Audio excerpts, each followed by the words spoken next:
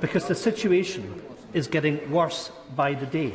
In August, the Allies ran away from their responsibilities in Afghanistan, and now it very much feels like this government is washing its hands of the legacy that it left behind. Because not alone are the Afghan people being failed on humanitarian aid, promises made to them on resettlement are also being broken too. The Afghan Citizens Resettlement Scheme was announced on the 18th of August, which talked about resettling up to 20,000 in the coming years. But more than 2 months on, Mr Speaker, we've heard nothing.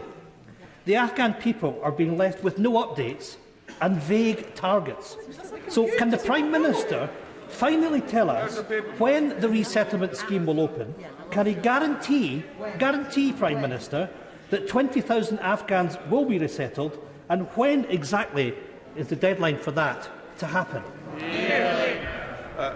Mr Speaker, we made a commitment to resettle 20,000 Afghans, in addition to those that we brought out under Operation Pitting, which I think most people, most fair-minded people in this country, would think was a pretty remarkable feat by UK armed services. And many of them are, of those 15,000 are already being integrated into the UK, into schools, into communities, and we will help them in any way that we can. And one of the reasons, and I'm afraid he's completely wrong in his characterisation of the stance the UK has taken towards Afghanistan and the changes there. We continue to engage. We engage with the Taliban. This country was one of the first to reach out and begin a dialogue. And what we are insisting on is safe passage, Mr. Speaker. And what we are insisting, just to get to his point where he rather uncivilly calls out, what we are insisting on, Mr. Speaker, is that there is safe passage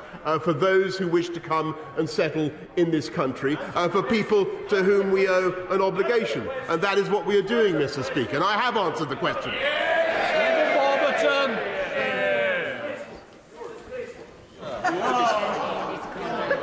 David Warburton.